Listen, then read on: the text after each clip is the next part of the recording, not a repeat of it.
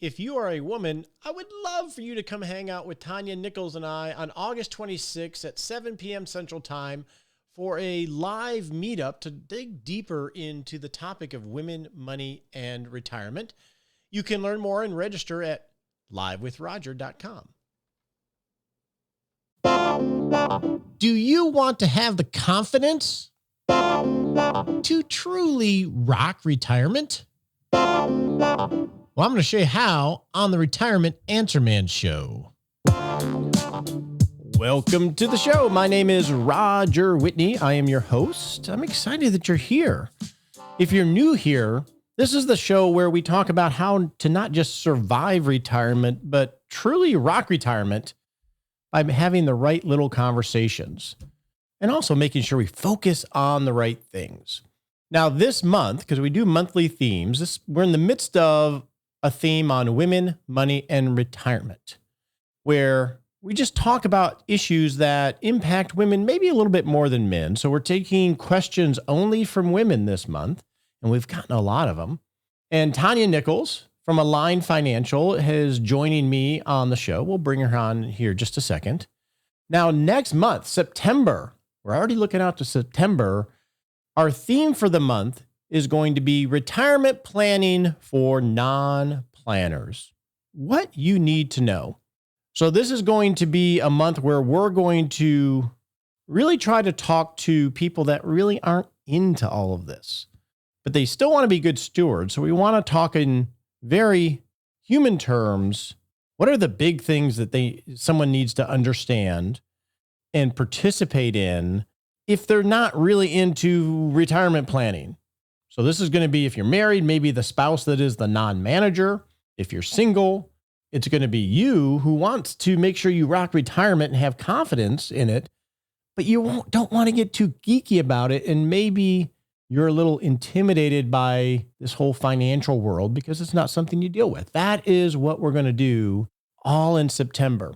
So if you fit that camp or you know someone that does, I would love to hear from you what you want to talk about, what you have questions about. And you can share that, either reply to our 6-Shot Saturday email, which is our weekly email for those that are on the list, or go to rogerwhitney.com/Ask Roger and let me know so we can craft this theme to be impactful for you and the ones that you love. Before we get started with the show, I want to take a moment and tell you about our Rock Retirement Club, which is an online community with about 600 people where you can get 3 things that are really important if you want to rock retirement. Number 1 is it will give you everything that you need to build your retirement plan and help you have confidence that you haven't missed anything. We have the education in a on-demand course where it will walk you through step-by-step building your plan and then give the tools for you to do it. And then you're going to have access to myself and the entire team within our clubhouse. So when you get stuck, you can ask a question to an expert. And then lastly, you're going to have access to the clubhouse where you're going to get to have conversations with hundreds of people on the same path as you, so you can get inspiration and ideas from their journey. It's always better to learn from people that are a little bit ahead of you on the journey. And you can learn about this at rockretirementclub.com. All by myself, don't want to be. Tanya, I'm glad I'm not by myself because you're here with me today. Hi. Hi.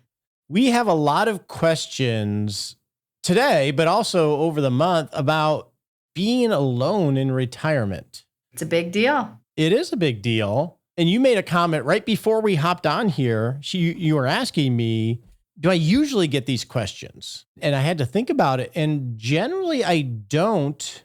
I think generally I don't from men. And I don't know what that says. Maybe it's just the selection, or do you think that's normal? I don't know. That's why I asked. When I looked at the questions for this week, I felt like, wow, that one came last week. Like we've just covered a lot of these and in some form or fashion. And so it's clearly a concern for women because that's whose questions that we're answering right now. And it's this idea of what happens if I'm alone eventually, or if I'm alone already. And then this other one about taking care of parents, that one has come up a lot. What is my responsibility as my parents age? So I find that interesting. Yeah, we're going to dive into a couple of those. We're pretty pointed today. Mm-hmm. Yeah, so maybe that's just on, we did group them together a little bit. So, to have a cohesive show. But I would say generally you're right. You don't get a lot of that from men. Don't know why. Okay. Oh, by the way, Tanya, I wanted to remind everybody and remind you, because we haven't talked about it in a while. Remember, on the 26th of this month, we're going to be live with podcast listeners in our live meetup where we're going to talk with women. We'll probably have some men in there, but with women on this subject, and just try to be live and answer questions and curate feedback and pieces of wisdom from ladies that are on. So are you excited about that? It's going to be so much fun. I can't wait. And so you can learn, I think we already have about 150 registered, but you can go to livewithroger.com and register there. And we're going to do that, I think, around 7 p.m. Central Time on the 26th, I believe. Yeah. And if you register and you can't attend, you will get the replay because we're going to record it. So check that out. And how long will we be chatting? Is it like an hour? I'm a big minimum effective dose. So it's going to be about an hour. Okay. But if it ends up going a little longer, that's fine too. Well, and if I'm there, you just never know what'll happen. Roger knows I end up talking too much. Well, we all do. I do too. Don't worry. We'll guard each other. So our first question is really a quadruple question. I just threw them all in there and I figured we could just hit these really quickly. So this is from Carol. Oh, wait a second. I jumped ahead. Celeste. You forgot about Celeste. Sorry, Celeste. Okay, we're going to Celeste first. Then we'll go to Carol. So don't worry, Carol. So I'll read this question, Tanya. Carol would be interested in hearing views on long-term care policies for women without children or family support and or creative alternative options people have heard or done. This is a big issue. I'm dealing with a client tomorrow where we're thinking through this because she's a single lady who doesn't have any children and or close family. So how do you solve How are you going to handle it? How am I going to handle it? So long-term care insurance gets some votes for, you maybe want to consider this because it can help pay for things. And actually someone pointed out in a discussion in the club on this, Tanya and Celeste, is that if you have long-term care insurance, a lot of those policies have navigators or people to assist you if you're placing a claim and dealing with the nurses or the center as part of the insurance. So I think that's one check in the box of long-term care. One, it will, the monetary part, but if you buy a policy that has this feature and you want to research that as you're looking at them, that could tip the scales of having a navigator do that. So that was one way, Tanya. The club is full of information. Yeah, I had heard of that in the past, but that's a good option. Another option is, and it's an emerging industry, and I have not dealt with anybody that has done this directly, is literally someone you hire to be a care navigator. Oh, interesting. It's like a fee only. I don't know the fee structure for something like that. And what they do is they don't work for anybody but you, and they are your representative in navigating care. I've talked to a few people that have done it. I've never explored it. Maybe we need to do that on the podcast at some time. One question I think would be, how do you find someone like that? Because it's an emerging industry that is actually good and will be there and is legit.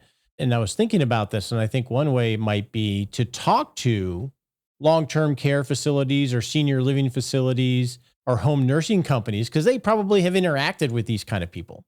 And they may say, oh, John or Sally down the road, they coordinated with us a number of times, and that might be a good way to find some leads. Right. Yeah, I think there are some, like I know in the state of Minnesota, there are some state-sponsored centers, I guess, and I can't remember what ours is called, something like Senior Link. And their whole job is to help people navigate these issues of aging and find placement or housing or whatever is needed at that point. So it's always good to check with your state health department to see if there's any resources. But I think you're right. This is an emerging industry.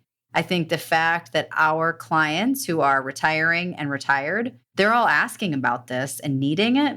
So the demand is going to create more and more of this expertise. And even after our chat last week, I don't know where I came across this. I think maybe with the XYPN folks, there's even personal checkbook, personal finance experts that are like, they'll actually balance your checkbook for you. So they'll be your personal financial manager. Highly unregulated, clearly risky to do something like that, but it's necessary for all the reasons that Celeste and Carol and all the other women who are asking about this.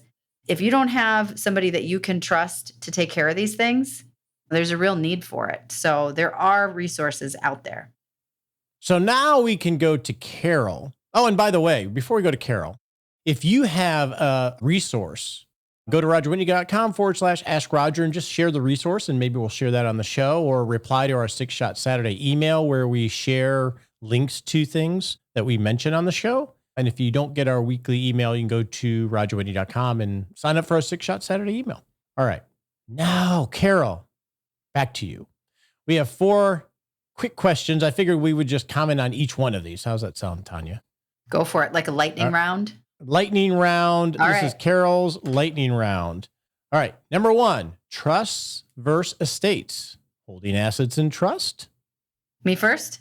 You go. Trusts are private. Estates are public. Trusts feel more complicated now. Estates feel more complicated later. There's my lightning round. That's an excellent answer. Trust will make the transition easier later on.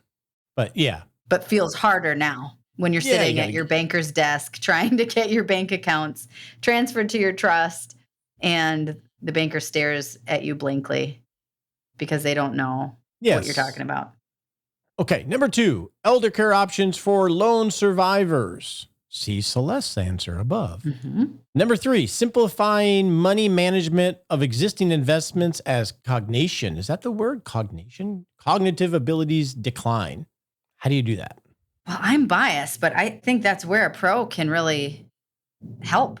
I definitely agree with that. Having a planner help and having them be your trusted guide to make decisions and to give you perspective, for sure. And having a trusted third party, like if it's a spouse or a sibling or a kid or a whomever, that can be there with you as you're working with your pro. And I definitely think another option would be, I know in the last module that's just releasing in the club, we talk about systematic withdrawal rates on one extreme and safety first on the other extreme, which is guaranteed income sources. And there's a lot of in between.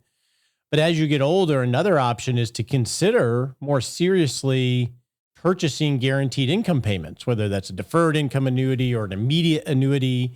So you have sort of the easy button. You don't have to worry. You got payments. Now, you may have less assets, but now you have really simplified your life. Trust departments. In a spousal situation, I've seen this really helpful, Tanya and Carol, because I've dealt with it. And it's just what happens when you get older. A couple clients I've known for decades. And when, in this case, the husband was the financial manager and the wife is not very savvy at all.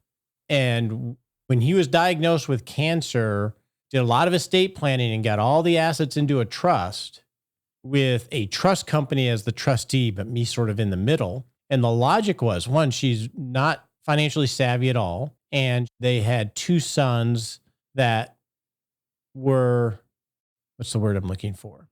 Would suck her dry.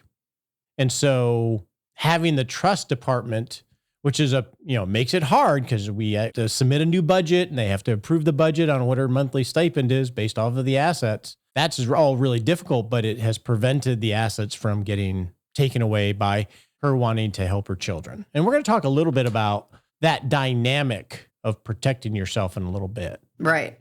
Well, and was she on board for that? She didn't know enough to know.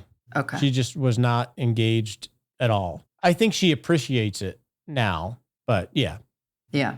Yeah. And I think some of that is a more, if we think about what we've been doing on the show the last few weeks, some of that is a bit of a more old-fashioned view of how to, I was just dealing with this with a client whose mom died, mother-in-law died, and the father-in-law died a number of years ago, 7 years ago, and he did the same thing because they were of a generation in which that's how you provided. for your family. So that was actually him, and the wife expected that, him to provide that for her, that type of security. So not wrong, but just different. And so today, thinking about how trust department might be involved in something, some people may want to put those barriers in for themselves so they don't have to say yes or no. But that's also, if we have more women that are in the space of being able to enforce their own boundaries and be empowered to enforce their own boundaries and understand the consequences of, if I give this to my son, then I won't have this later, like empowering and educating them today, I think that's certainly more of the work that we're doing today. Boundaries, and I think we linked to your article last week, is critical when it comes to children. I've seen this with men as well as women, so it's not, but I've seen people commit financial suicide or be on the path to please their children who know how to push every button. The children that have really, adults, but have never really grown up, right? And it happens with 1,000 cuts. There's a big line between supporting and enabling. And when you're the parent, because I got 2 kids, I get it. When you're the parent, depending on how the dynamic has been for likely a very long time, by the time they're adults, stuff gets hardwired in. It's hard to change that. It's hard to change that. All right. One more question from Carol. Cash withdrawal strategies in go-go years. Do I take it from pre-tax accounts or retail accounts? It depends is actually the answer, right? It depends. I'm not as practiced in this as these listener questions. Every time I read one, I always think, well, it depends on 50 different things. It depends. And so the way you figure that out, Carol, is because it depends on what you're trying to solve for. Let's assume you need $90,000 for your go-go years, and you can take it from after-tax accounts or pre-tax accounts, meaning monies that haven't been taxed yet. The default in, say, software is going to be you drain all your after-tax assets, and then you let the rest of the money defer and defer and defer. But the reason it depends, and it's not quite as simple as that, is maybe you have to solve for, oh my goodness, I'm going to have huge required minimum distributions later in life that will throw me into a higher tax bracket. Or maybe you're trying to solve for Medicare IRMA, or you're trying to solve for healthcare subsidy through the ACA, or maybe you don't have any income, say in the year that you need that $90,000. So you determine, I'm going to take half of it from my 401k or IRA because I'll only pay 12% on it based on the tax brackets. And that will, and who doesn't, 12% seems like a pretty good deal. So you're filling up these tax buckets. So that's why it depends. And that's, I think, also why you need to have a very structured process to build the framework before you even get to that question. Right. Shameless plug. That's exactly what our masterclass puts you through in the Rock Retirement Club. That's what comes to mind. But I think those are the things that you want to consider.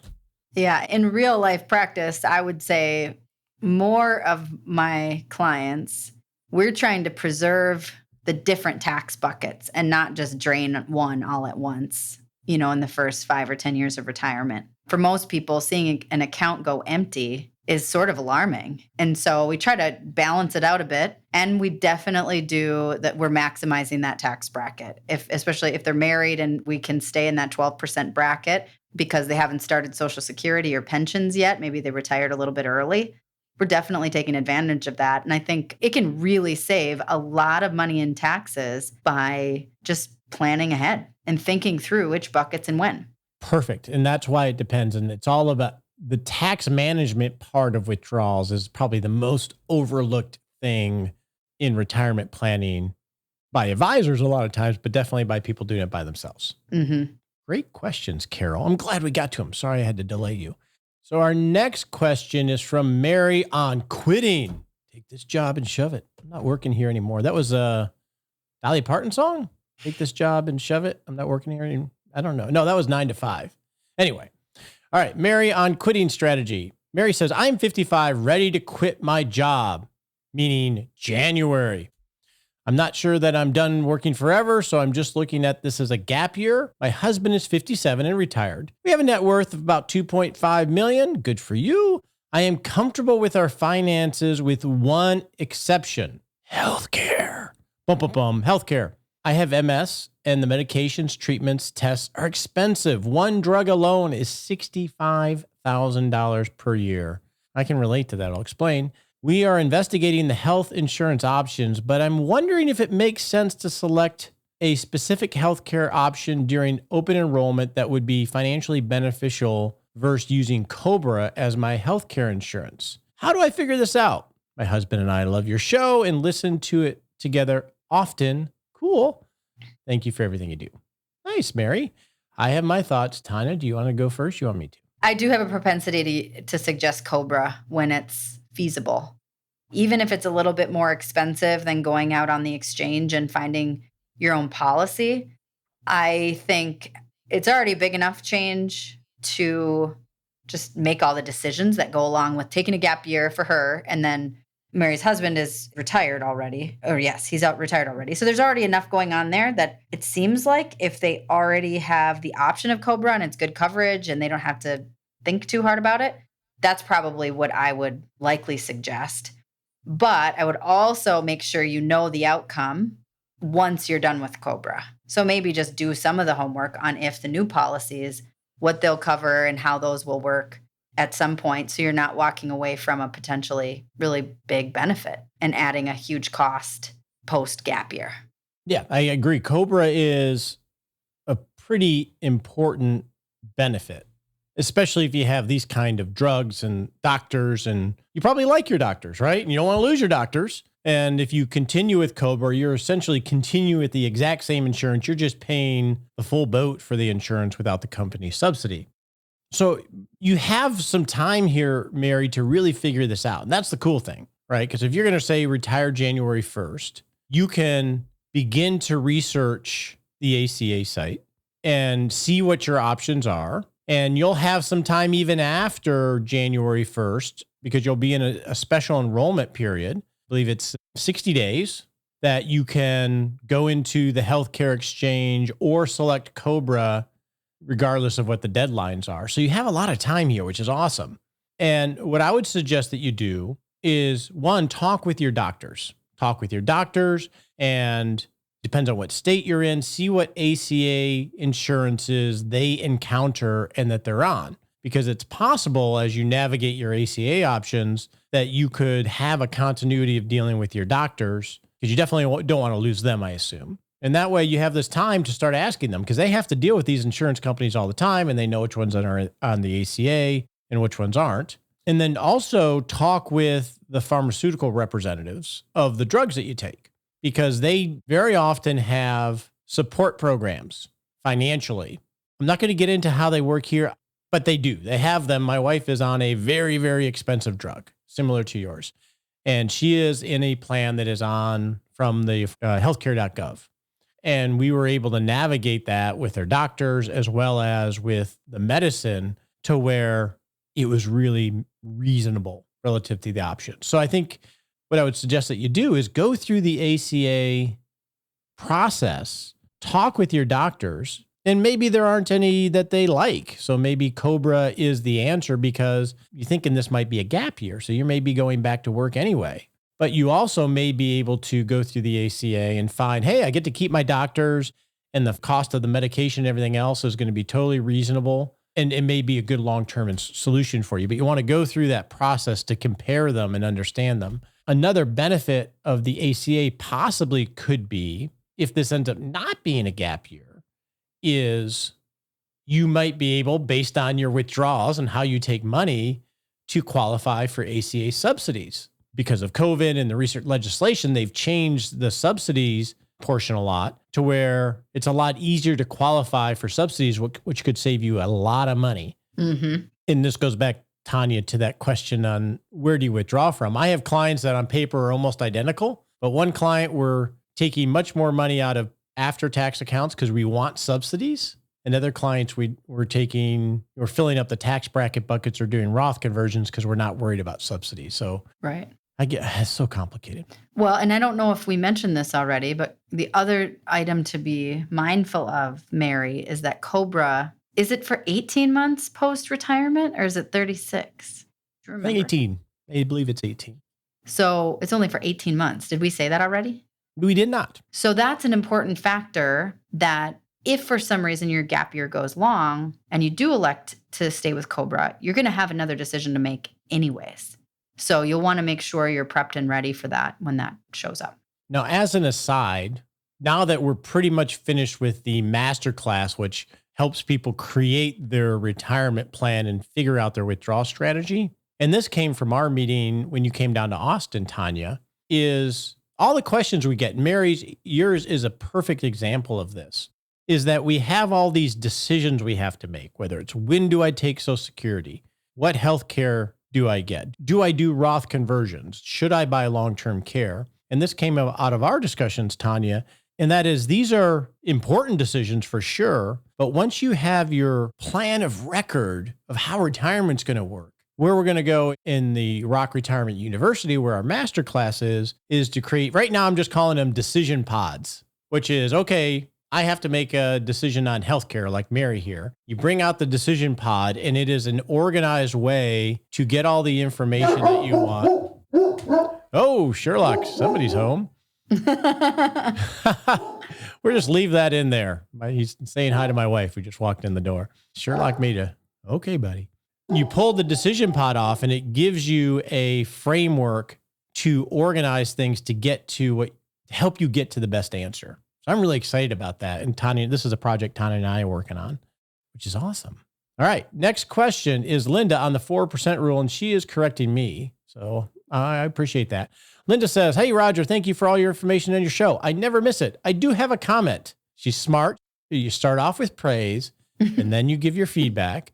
I just listened to the episode where you explained the 4% withdrawal rule. You explained it as being simple, that you just look at your portfolio and withdraw 4%.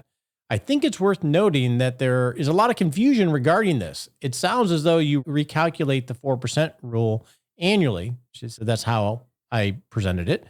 Amount each year based on the portfolio value. As you know, the rule really refers to setting the 4% of what the portfolio is at the time of retirement. Then every year you adjust it for inflation for the remainder of your life. Those are two very different things, and I thought worth a clarification. Thank you again for everything. Praise, feedback, praise. Good job, Linda. That's the best way to do it.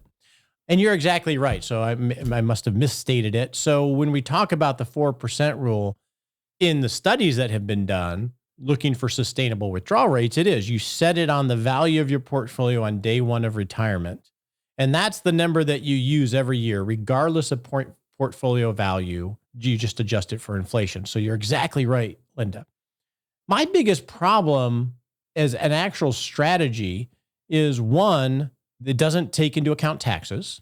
If you say you have $1 million in your IRA and you need $4,000 a month, well, that's $4,000 a month, but you're going to have to pay taxes on that. And second, psychologically, it would be very difficult as markets go down to trust the long-term numbers. But great feedback, Linda. Well, and there is some interesting new emerging, well, I don't know if it's emerging, but the Guyton and Klinger withdrawal methods are more, I think, closer aligned to what you were implying on one of the last shows about resetting, that you have these guardrails that are based on a certain percentage. And when it increases over a certain percentage of the portfolio base, then you bring your withdrawals down by like 10%. I don't know all the mechanics of it, but I know a lot of really talented advisors that are employing this strategy with their clients. And I think it's more designed along the lines of the goal isn't necessarily to have a huge principal left over at the end. Correct me if I'm wrong. It's more like, how do you maximize lifestyle today without putting your security, your personal financial security, in jeopardy? And some of the numbers are actually a little bit higher than what the traditional 4% rule is. The way you described it, I don't like that either. No. Just off the top of my head. Because I have clients where we'll have years where we're taking 6.5%, 7%. Right. Right. And then years that they're taking 2%. I mean, in terms of the way you described it, and this isn't on you, you said that there are times when you, based on the withdrawal rate, you have to lower your withdrawals, right? Right. According to this process, this method. Yeah. Right. And we don't use that here either, because I think in real life doesn't happen in a spreadsheet. I'm a spreadsheet geek, but real life does not happen there. So mine is more driven by a client's life, their lifestyle, their priorities. But there is, for those that are into the research, there are some emerging strategies that differ from the traditional 4% and set it and forget it. Yeah. And I think these research is really important, right? It does help inform what is okay, what is not. I don't know if it was ever meant to actually be implemented in a systematic way. I don't know. But I think, yeah, you and I are on the same page of everything ends up being bespoke because we all have these little individual lives we're leading. Right.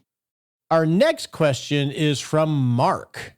Oh, we allowed a man in the house other than me. Our next question is from Mark, and he says, I have 2 daughters, 34 and 32. What words of wisdom would you, Tanya, impart to those professionals in that age range? Every time I think of things like this, the first thing that comes to mind is spend less money than you make and figure out a way to make sure that you are spending less money than you make. It sounds silly, but I really do feel like that is a habit. And I don't know if it's a generational thing or what, but it is something that people are really struggling with.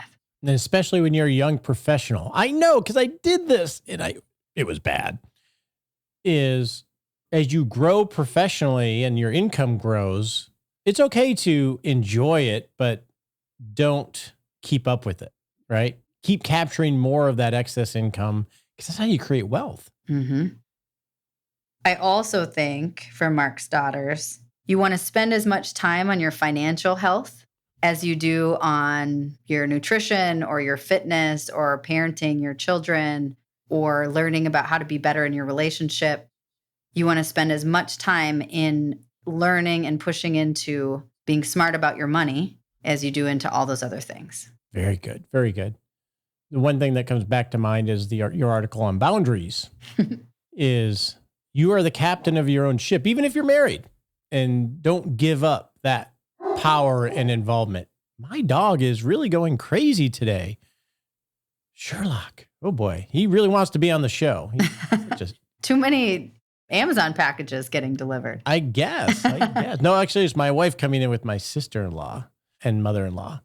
All right. And last question for today. We got a lot of questions today. Carol on bonds. Carol says, I have $500,000 that I would like to invest in a municipal bond in order to generate some monthly income. I am 65 and retired and have some money from a recent real estate sale. What should I look for in a bond? Well, should I measure my approach to this question? Trying to decide. What would you do? Well, I think first you need to adjust your thinking. The idea of investing in a bond to receive the interest is probably not going to be too satisfying for you because interest rates are so low. Most municipal bonds don't pay monthly. And I think it might not be the most efficient way for the use of the assets, given what you're saying your objective is, which is generate monthly income. That was my first thought, was it felt like a risky strategy to just kind of make, if I find one bond to pay the interest. And what's funny, when I started in the industry in the late 90s, this was a really normal way. People did this sort of thing all the time. I remember bearer bonds. Do you remember people having those with the coupons? So you might have a bond and it paid you 5% interest and you just collected your bond interest. And you might have even had paper bonds back then. And you collected your coupon quarterly, annually, whatever it was. But I agree. I think with where interest rates are today, I'd want to make sure that I had a more diversified approach to my income. And I wouldn't necessarily want to be in any one state or city or project if I was investing in bonds, because as we know, it seems like our cities are safe and their finances are safe, but there's some that are really struggling to find their way out of their own financial messes that they find themselves in. So I'd want to make sure I remained diversified in my approach to finding income. Yeah, so I heard a couple things there, Tanya. And it's natural to do it, and people still do it to this day, because I agree with you. It used to be that you had assets and you tried to generate income off of the assets that you could use to supplement retirement or life. And given the longevity of individuals, Carolyn, given longevity, you're 65, you got 20 plus years, and also given interest rates, that framework of what to do with assets really doesn't work because you're not going to generate enough income given the interest rate environment. And then you're just going to have a lot of inflation risk. So it's more thinking about things in a total return mindset, meaning in my case, it's pie cake or buckets, or you want to have money working long term. And rather than think of living off the interest, you want to reinvest everything and then keep enough liquidity to actually pay life. So I think that's what I hear you saying, Tanya. And then secondly, what I heard you say is essentially talking about, well, if you buy one individual bond, what you get is 100% of what's called specific risk, which is, let's say you find a bond in Alpharetta, Georgia, and it's a toll bond and it matures in 30 years. Well, now you have all these specific risks because you have this one bond. So they have to manage the project for the toll road well. And the toll road has to perform and generate enough revenue. And there has to be no regulatory changes that change the dynamic. Maybe they do a free road around it, 10 years from now. It's a 30-year bond. So you have interest rates. You have all these very specific risks to that individual issuer. And the idea of a diversification is if you buy a portfolio of a lot of different, say in this case, bonds, you can eliminate all of those specific risks. And then you're just left with, in this case, interest rate risk, the market risk. And specific risks, there's a million of them, and you don't know when they're going to pop up. So I think if you wanted to buy municipal bonds, you could take the 500,000 in theory and buy a number of them. What would you look at? You would look at what kind of bond it is. I don't want to get too geeky here, but you have general obligation bonds, you have revenue bonds. It's going to be, is it a municipality? What's the interest rate? What's the credit rating? What's backing the bond? You have all these specific things that you have to look for to craft the portfolio. And it's so much easier to buy things in bulk, go to Costco of investing and buy whether it's an ETF or a portfolio where you don't have to make all those decisions and they can be done in a much more organized way. So hopefully that helps answer your question. Ping me if you need more clarity. With that, Tanya, let's go to the Smart Sprint. Okay. On your marks, get set.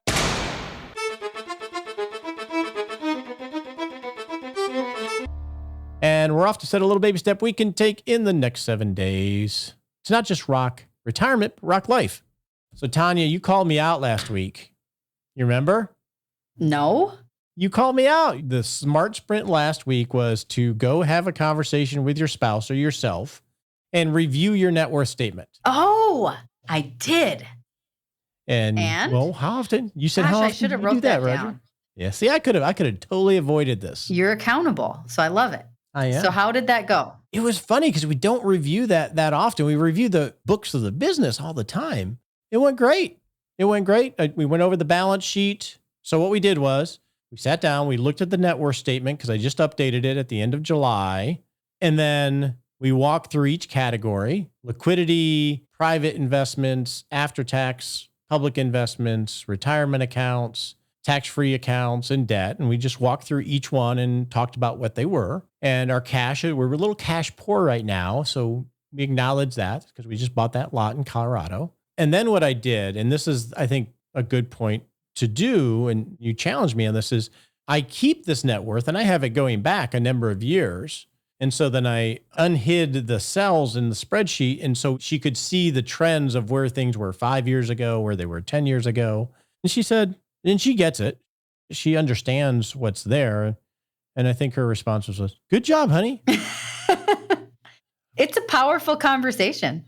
To see the history like that, I think is really cool. You know what I like, Tanya? I love to see and review the progress of a net worth. Yes. Because you can see how debt is doing, how the values are doing, where your contributions are going. My opinion is a net worth, there's no place to hide. Because ultimately, from a financial geeky perspective, a net worth cuts through all the BS of intentions and shows what you actually did. We can say we intend to save or we intend to pay down the debt. And I've heard that a million times over my career. I'm sure you have too. Oh, yeah. But if you don't see it in the numbers as you look at the progression of a net worth, it's really a mirror to your face of, are you walking your talk? Yes. It tells the truth. And it tells the truth. Well, I think we brought this up last week. You show me your checkbook and you show me your calendar and I'll tell you what's important to you. And the net worth statement is a great place to see that in real life. Yeah. And it can be uncomfortable, but we have to be, if we do it in a really good way, and that's where a spouse will check in or a friend check in can sort of help get us out of the stories that we tell ourselves so we get some perspective, right? I think seeing the net worth and how it changes, for some of us who might have a propensity to the scarcity mindset, like I'm not doing enough and I should have been, and having that whole should conversation in your head, seeing things like the change in the net worth over time, I think can really help people feel more confident. Like, oh yeah, I'm doing this. I did a good job. Just like Shauna said, good job, honey. That's a great point. Because what will happen is markets are bad. Because I've had these conversations. Markets will be bad or will be exactly what you just said. I need to save more. I'm not doing enough and everything. You just sort of beat yourself up. We're trying to be better. And I've had those conversations and you reminded me of them.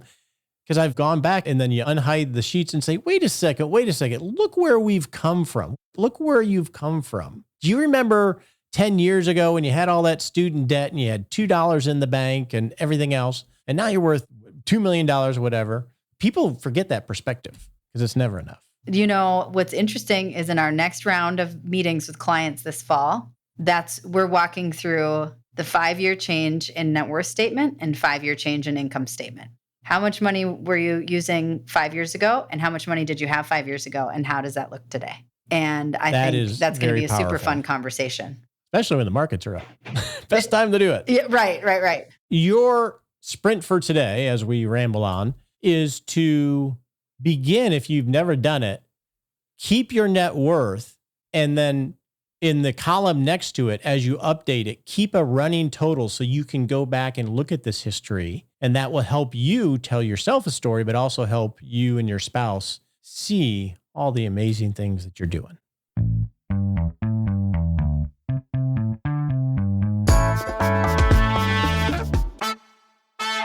All right, Tanya, we got one more week. We are just hammering the questions. Do you know what's funny? I thought we were doing all of these questions. So that was why I talked about... we're still recording, so you always forget that. I do. This is the end of the show here. We're already doing debrief. Oh, well. I gave the questions for next week as well. And that's why in the beginning I said the questions looked similar, but all the listeners will have to wait till next week for us to answer those ones. Oh, they're such great questions. All right. You all have a wonderful day.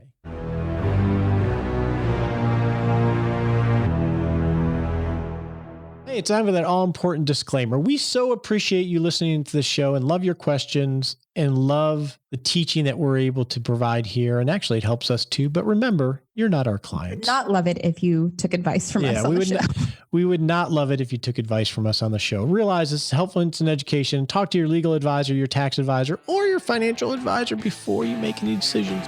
We appreciate you joining us today for this episode of Retirement Answer Man.